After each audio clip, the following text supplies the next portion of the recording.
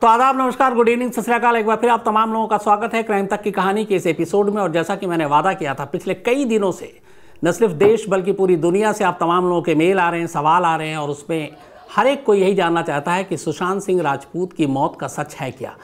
बहुत सारे लोगों का कहना है खुदकुशी है, वो अपनी दलील दे रहे हैं। बहुत सारे लोगों का कहना है कि खुदकुशी नहीं है, इसके पीछे जो है कोई और साजिश है, कत्ल है।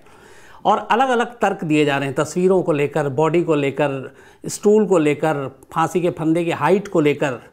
मुझे लगता है कि इस केस पे कोई रोशनी डाल सकता तो एक ऐसा शख्स जो ऐसे केसों से वाकिफ़ हो, जिसने ऐसे तमाम केस देखे हों। और मुझे लगता है इस वक्त देश में, हिंदुस्तान में डॉक्टर हर्ष शर्मा जैसे साइंटिस्ट, डॉक्टर जो कि फॉरेंसिक साइंस की दुनिया में करीब 38 साल का जिनका एक्सपीरियंस है, हिंदुस्तान के गिने चुने ऐसे फॉरेंसिक एक्सपर्ट्स में से एक हैं।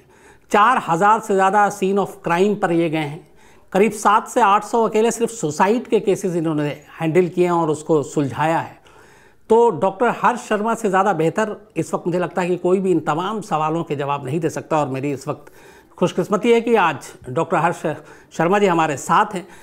डॉक्टर साहब, बहुत बहुत स्वागत आपका क्राइम तक में। और वाकई आपसे बहुत कुछ लोग जानना चाहते हैं इस सुशांत सिंह राजपूत की मौत के सच के सिलसिले में।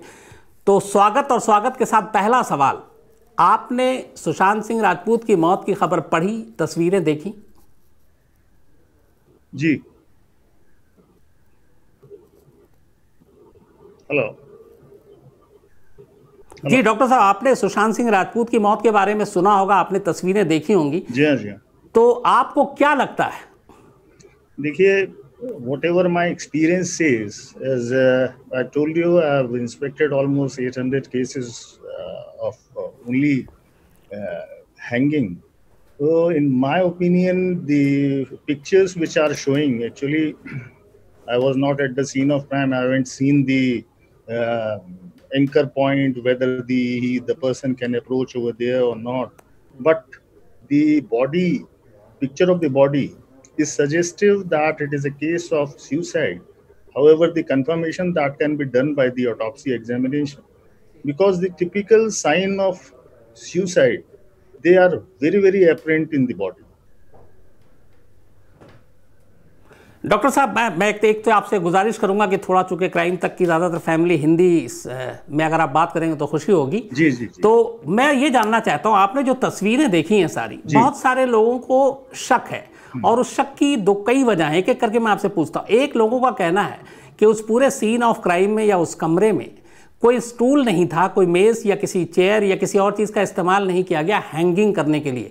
तो ऐसा कैसे पॉसिबल है? देखिए, मुझे लगता है, चूंकि मैंने देखा नहीं है सीन ऑफ क्राइम, सारे पिक्चर्स भी मेरे पास नहीं है, मुझे लगता है वो जो बेड है, that is the sufficient point जहां से कि मृतक एंकर पॉइंट तक, जहां पर गठान मारी होगी, फिक्स नॉट जिसको बोलते हैं। एक फिक्स नॉट होती है, एक स्लाइडिंग नॉट इनवेरिएबली गले में होती है।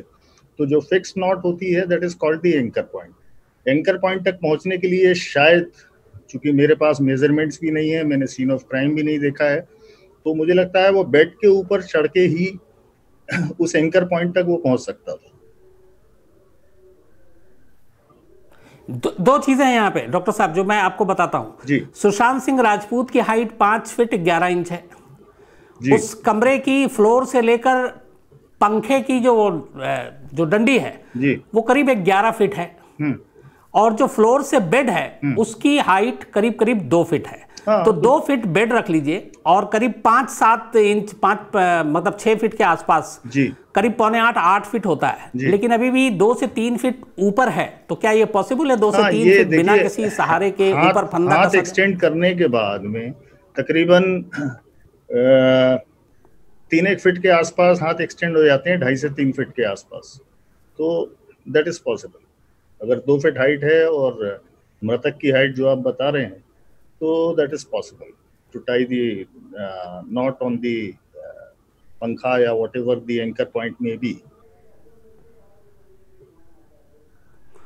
तो मतलब हाथ उठाकर 2 से 2.5 फीट आप वैसे ऊपर जा सकते हैं। ऐसी सूरत में आपको स्टूल या किसी और चीज की जरूरत नहीं है। एक डॉक्टर साहब, और बहुत सारे लोगों की का सवाल है, वो ये है कि सुशांत सिंह ने अपने कुर्ते से, उनकी जो लाश मिली है वो झूलते हुए मिली है, पर लोगों का कहना है कि कुर्ते के साथ फंदा बना के कोई कैसे झूल सकता है? जी, नहीं नहीं, देखिए ये तो लिगेचर मटेरियल कुछ भी हो सकता है।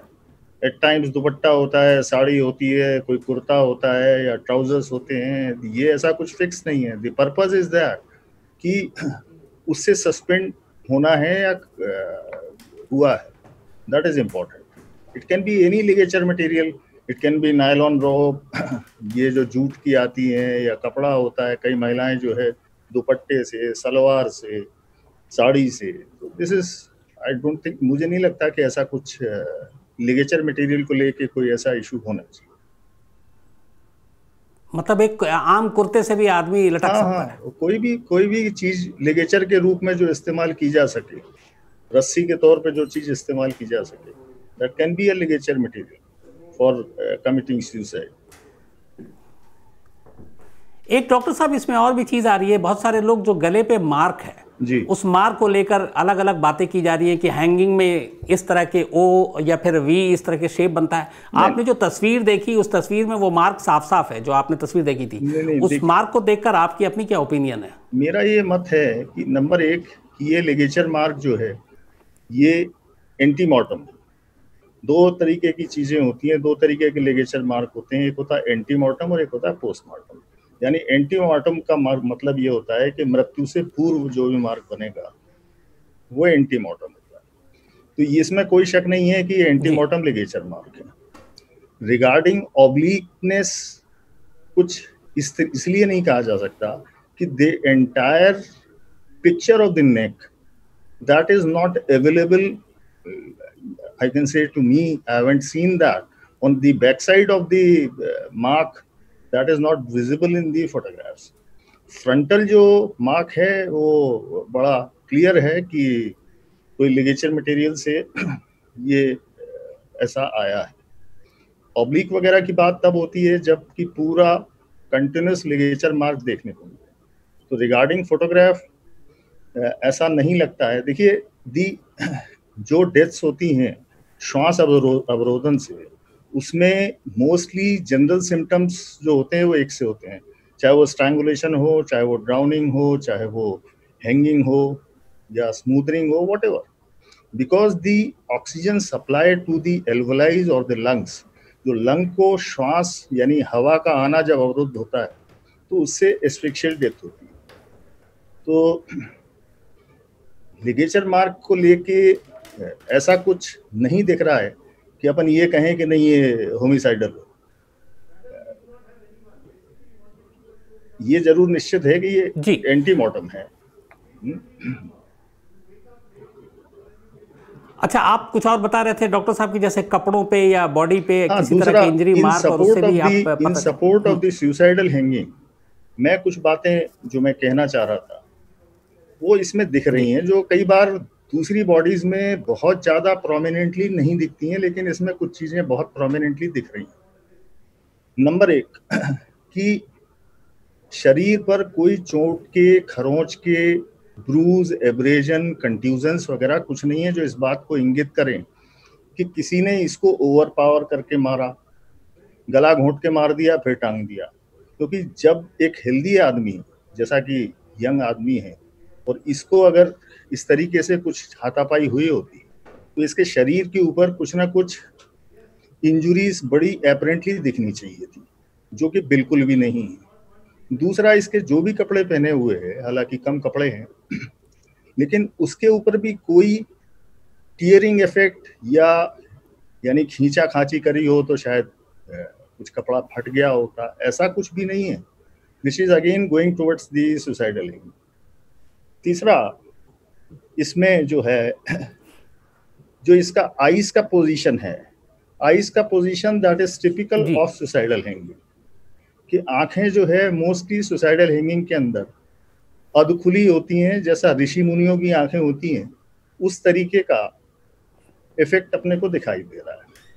बल्कि एक आंख जो हल्की सी बंद है, एक आंख हल्की ज्यादा जो है मुनियों जैसी खुली है, ये सजेस्टिव है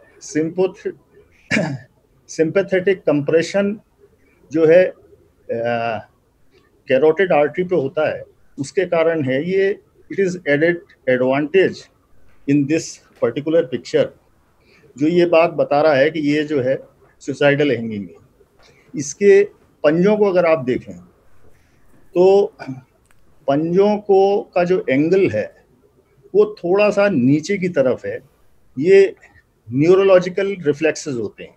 it is again suggestive of antemortem hanging end of course suicidal hanging.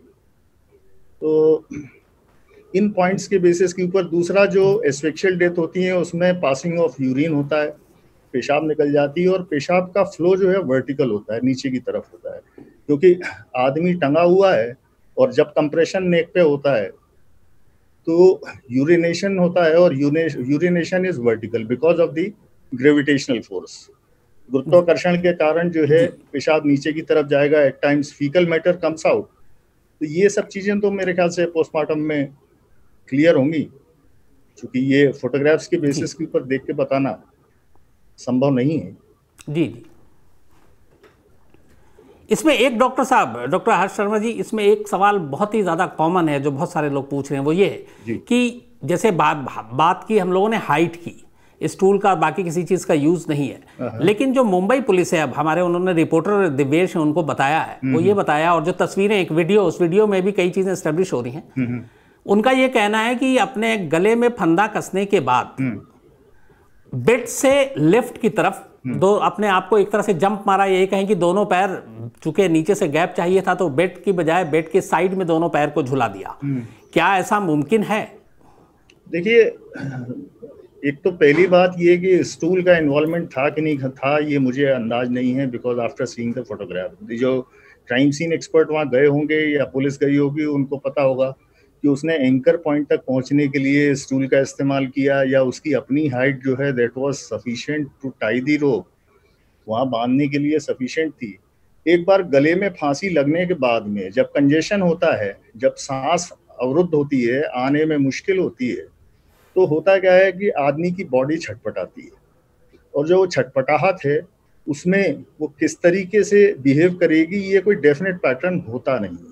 इसलिए ये लॉजिकली ये बात को स्टैब्लिश करना है कि साहब हाथ ऐसे पड़े थे या पैर ऐसा पड़ा था, ये कोई ऐसा पॉसिबल होता नहीं। एक्चुअली व्हाट वी डू, हम लोग क्या करते हैं रिकंस्ट्रक्शन में, whenever we are inspecting the scene of crime, जब हम घटनास्थल का निरीक्षण करते हैं तो सबसे इम्पोर्टेंट तो यही होता है कि उस व्यक्ति का जिसने सुसाइड किया है वो अप्रोच एंकर पॉइंट तक कर सकता है कि नहीं कर सकता, किसी चीज के सहारे या खुद। और दूसरा, हैंगिंग में मेनली दो तरीके की हैंगिंग होती है, एक होती है कंप्लीट हैंगिंग और एक होती है पार्शियल हैंगिंग। पार्शियल हैंगिंग वो होती है जिसमें घुटने मुड़े हुए होते हैं, पैर जमीन पे लगे रहते हैं और आदमी मर जाता है। उसमें कई लोगों का ये मानना होता है कि ये जो है मार के लटका दिया, लेकिन मैंने जितने भी केसेस देखे हैं पार्शियल हैंगिंग के, उसमें एक आध कोई केस जो है पोस्टमार्टम हैंगिंग का मिला होगा तो मिला होगा, अदरवाइज सारे के सारे सुसाइडल हैंगिंग के केसेस होते हैं। फिर आदमी के मन में ये सवाल होता है कि अगर पैर जमीन पे लगे थे, घुटने मुड़े थे, तो फिर खड़ा हो सकता था, और खड़ा हो जाता तो शायद फांसी लगती क्यों। लेकिन जब कंप्रेशन नेक के ऊपर होता है तो सारे की सारी नर्व्स नेक से पास होती हैं, उठ जाओ, बैठ जाओ, खड़े हो जाओ, ये सारे कमांड्स जो है ब्रेन देता है। और जब ब्रेन तक ना कोई इम्पल्स जाता है ना इम्पल्स आता है, तो आदमी जैसा पैरालिसिस हो जाता है ना, उस तरीके का हो जाता है। तो इसलिए कई लोगों के जो डाउट हैं रिगार्डिंग पार्शियल हैंगिंग, पैर जमीन पे थे, घुटने मुड़े थे, तो ये तो मर्डर का केस है, लेकिन ये बात सही नहीं है। मतलब डॉक्टर साहब, एक शख्स जिसके पैर के नीचे कोई गैप ना हो और पैर उसका टच कर रहा हो, चाहे जमीन से या बेड से, जी, तो वो भी हैंगिंग कर सकता है, उसकी भी फंदे पे झूल के मौत हो सकती है। हाँ हाँ, घुटने मुड़े हुए, मैंने जैसा बोला ना कि जब गले में फांसी लगती है ना, तो जिसको फांसी लगती है वही जानता है, क्योंकि ना सेंस आता है ना सेंस जाता है ब्रेन से। और जब सेंस आएगा ही नहीं, जाएगा ही नहीं, तो उठ जाओ, बैठ जाओ, खड़े हो जाओ। ये तो हमारे गले में फांसी नहीं लगी इसलिए हम कुछ भी कहते हैं, लेकिन जिसके गले में फांसी लगी होती है तो उससे ना तो सेंस ब्रेन को जाता है कि खड़े हो जाओ, और ना वहां से कोई सेंस वापस आता है। तो इसलिए जैसे पैरालिसिस हो जाता है, क्योंकि गर्दन जो है ना वो सबसे सेंसिटिव पार्ट होता है। आपने देखा होगा कि जब छोटा बच्चा होता है और उसकी माँ किसी को बच्चा देती है, न्यूबॉर्न बेबी को, तो हमेशा बोलती है कि भाई गर्दन बचा के, गर्दन संभाल के। दूसरा, टाइगर जो है बड़े से बड़े जानवर को मार देता है, वो तभी मारता है जब नेक को पकड़ लेता है, क्योंकि नेक पकड़ लिया तो फिर सेंसेस का आना जाना जो है रुक जाता है। तो इसका ये, चूंकि बहुत सारे लोगों के मन में यही रहता है कि एक सुसाइड के लिए, हैंगिंग के लिए ज़रूरी है कि एक हाइट हो, गैप हो, और जैसा आप बता रहे हैं, आपने एक दो बार पहले भी बताया था कि बहुत, बल्कि आपके यहाँ दिल्ली में तो इसका मतलब है कि जब केसेस हुए थे जिसमें एक काफी हैंगिंग से डेथ्स हुई थी, उसमें शायद मेजॉरिटी जो है वो पार्शियल हैंगिंग के केस थे। मतलब मैंने कहीं आपसे, बल्कि आप ही से सुना था शायद कभी, जी जी, कि आदमी बैठकर भी सुसाइड कर सकता है। हाँ बिल्कुल, मैंने कई केसेस ऐसे देखे हैं कि एक माता जी ने, ग्वालियर में मैंने एक केस देखा था, तो माता जी ने जो चारपाई जो खड़ी कर दी जाती है उसमें गले में रस्सी फंदा लगाया, ऊपर वो लगाया और लेट के खिसक गए, and she died because of the hanging. क्योंकि हैंगिंग में इट इज ऐसा माना जाता है कि 3-3.5 किलो के आसपास का वजन जो है अगर नेक के ऊपर होता है, that is sufficient to cause death. तब ना सेंस आता है ना सेंस जाता है। तो डॉक्टर साहब, कुल मिलाकर आपने जो सारी तस्वीरें अब तक जो देखी, आपने जिस तरीके की फॉरेन इंसिडेंट के बाद, अब मैं, ये तो लोगों के सवाल हुए, इन तस्वीरों के आधार पर, चूंकि आप बाकी आपकी वहां पे एक्सेस नहीं और इस केस से आप जुड़े हुए नहीं थे, लेकिन इतना आपका वास्ट एक्सपीरियंस है, 800-900 आपने सुसाइड के केसेस देखे हैं और ये सारी आपने जो तस्वीरें देखी, तो आपके हिसाब से, मेरी नज़र में, आपकी अपनी राय और उस राय के पीछे की वजह क्या है? अगर आपके मैं पूछूं कि इस मामले को आप क्या मानते हैं और इसके पीछे क्या वजह है जो आप ऐसा मानते हैं, तो वो आप जरूर जानना चाहेंगे। मेरा ये मानना है, जो मैंने पॉइंट्स आपको इनिशियली बताए, नंबर 1 कि शरीर पर कोई चोट के निशान नहीं, नंबर 2 कपड़े उसके इंटेक्ट, नंबर 3 लिगेचर मार्क जो गर्दन पे है वो एंटीमॉर्टम है, चेहरे पर जो सुसाइडल साइंस आईज के होने चाहिए, मेरे ख्याल से टंग बिटवीन टूथ भी होगा उसका, अगर आप पता करेंगे पीएम रिपोर्ट भी अगर आप लोग देख पाए आप जो भी हो, तो टंग बिटवीन टूथ भी होना चाहिए। ऐसा कोई मैंडेटरी नहीं होता है, लेकिन 10 में से 8 केसेस में ऐसा मिलता है, तो वो भी होगा। आइज का पोजीशन जो है that is typical of suicidal hanging, plus जो पैरों के पंजों का एंगुलेशन है that is again clear cut sign of suicidal hanging. तो इन सब चीज़ों को मद्देनजर रखते हुए और बाकी मेरे हिसाब से जो फोटोग्राफ्स के हिसाब से जो रिकंस्ट्रक्शन के आधार के ऊपर मैं कह सकता हूँ, मुझे ये मामला जो है आत्महत्या का प्रतीत होता है। हालांकि जो क्राइम सीन एक्सपर्ट्स होंगे जिनने स्पॉट विजिट किया होगा या वो डॉक्टर्स जिनने ऑटोप्सी किया होगा, उनका रिपोर्ट जो है दैट इज इम्पोर्टेंट। बहुत बहुत शुक्रिया आपका डॉक्टर हर्ष शर्मा जी, आपने जो बात की वाकई हम लोगों की भी आंखें खुली, बहुत सारी चीज़ें समझ में आई और मुझे लगता है क्राइम तक फैमिली को भी बहुत सारे उनके सवालों के जवाब मिले होंगे। तो thank you very much sir, आपने जो कुछ बताया उसके लिए वाकई ये बहुत ही नॉलेजेबल, और किसी दिन आपसे फिर तसल्ली से बात होती है। जी जी, thank you. Thank you sir. तो आपने सुना डॉक्टर हर्ष शर्मा जी को, और उन्होंने जो बताया उनके अपने हिसाब से, हालांकि एक तरफ उन्होंने ये कहा कि मामला सुसाइड का लगता है, लेकिन जिन्होंने ऑटोप्सी की है, जो फॉरेंसिक टीम वहाँ पे जांच कर रही है, वो सारी चीज़ें, सारी फाइनल रिपोर्ट आएगी तभी कुछ फाइनल कहा जा सकता है, और यही सही भी है। तो अलग अलग राय, अलग अलग दलील हैं, आप लोगों के बहुत सारे सवाल थे, इसलिए मुझे लगा कि एक ऐसे फॉरेंसिक एक्सपर्ट्स को आपके सामने लाया जाए जिनकी मतलब एक्सपीरियंस पे और जिनके काम पे कोई उंगली ना उठा सके। हिंदुस्तान के सबसे सीनियर मोस्ट फॉरेंसिक एक्सपर्ट्स में से एक, 700-800 तो सुसाइड के ही केस किए, जैसे मैंने आपको बताया। एक और बहुत आप लोगों के वीडियो भी भेजे, कई लोगों ने सवाल भी पूछे, और एक वीडियो घूम रहा है, आप सोशल मीडिया पे आपने देखा होगा, सीन ऑफ क्राइम का, जिसमें सुशांत की लाश बेड पर है और वहाँ पे एक तरफ उनकी बहन है जो मुंबई में रहती हैं, पुलिस वाले हैं, घर के बाकी लोग हैं, और शायद फॉरेंसिक की टीम भी है। और एक सवाल आ रहा है कि सुशांत सिंह की एक उंगली हिल रही थी और पुलिस ने फिर उस पर चादर डाल दिया और छुपाने की कोशिश की। तो इसकी सच्चाई क्या? हमने इसकी सच्चाई को टटोलने की कोशिश की, और जो लोग उस वक्त थे उनमें से किसी के ज़रिए बात करने की भी कोशिश की। तो जो पूरा सीन है वो ये है कि उस वीडियो में सुशांत सिंह का एक हाथ हिलता हुआ दिखता है, ये सही है।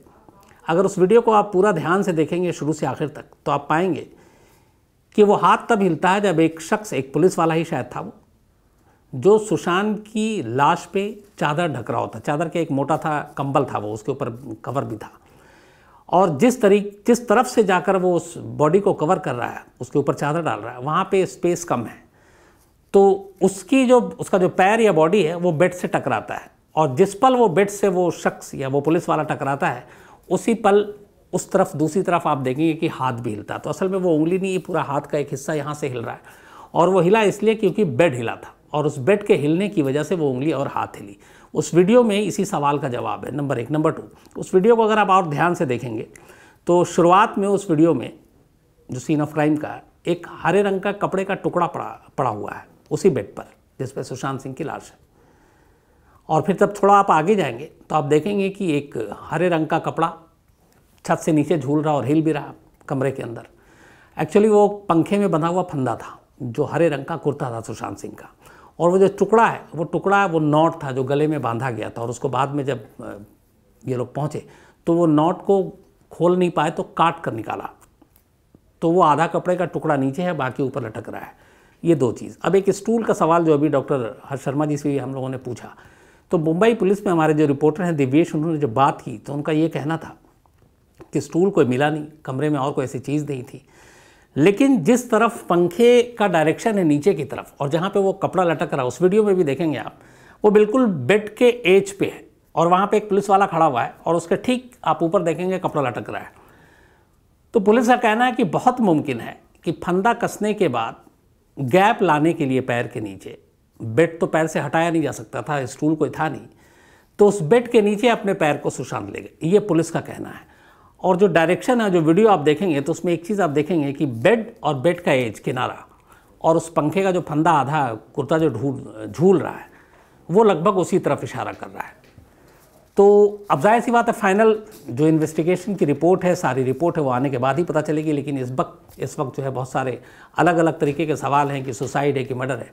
और जब तक एक कहते हैं क्राइम रिपोर्टिंग में भी, हालांकि कई बार हम लोग गलती कर लेते हैं, पहले ही जजमेंट दे देते हैं, आखिरी फैसला ना आ जाए, सिर्फ पुलिस की ही जांच का नहीं, क्योंकि कई ऐसे केस होते हैं जिसमें पुलिस अपनी जांच मुकम्मल कर लेती है, रिपोर्ट दे देती है, और बाद में कोर्ट उसको पलट देती है। जिसे पुलिस कातिल बताती है, पता चला वो बेकसूर था, और जिसे बेकसूर बताती है पता चलता है कि वो कातिल निकला। कई ऐसे केस हैं जिसको सुसाइड बताया, बाद में वो कत्ल निकला, जिसको कत्ल बताया वो सुसाइड निकला। तो आखिरी फैसले के लिए हमें इंतज़ार करना चाहिए उन जगहों से जहाँ पे जिनको फैसला देने का हक़ है, चाहे हमारे देश की अदालतें हैं वो, लेकिन जो बाकी सवाल उठ रहे हैं उस पर हम लोग ज़रूर बात कर सकते हैं। तो मेरा भी मानना है कि सुसाइड और कत्ल के बीच में बहुत सारी चीज़ें हैं, उलझन है, अभी बहुत सारी रिपोर्ट आनी बाकी है, तो जल्दबाजी ना करें और इंतज़ार करें कि आखिरी फ़ैसला क्या होता है, मुंबई पुलिस की आखिरी रिपोर्ट क्या आती है, और फिर अदालत उस रिपोर्ट को कितना मानती है। तो कोशिश यही थी, और इसी कोशिश के तहत डॉक्टर हर्ष शर्मा को भी आपके सामने लेकर आए, और उनका थैंक यू वेरी मच कि वो आए और उन्होंने तमाम जो ऐसे सवाल थे उसके जवाब भी दिए। तो मुझे लगता है बहुत सारी चीज़ें आज आपकी दूर हुई होंगी। तो आज इतना ही कहानी में, कल फिर मुलाकात होगी रात 9 बजे किसी नई कहानी के साथ। लेकिन सुशांत सिंह की मौत के सच पर हम लोगों की नज़र लगातार बनी हुई है, जो भी अपडेट होगा आपको देते रहेंगे। तब तक अपना ख्याल रखिए। Thank you very much.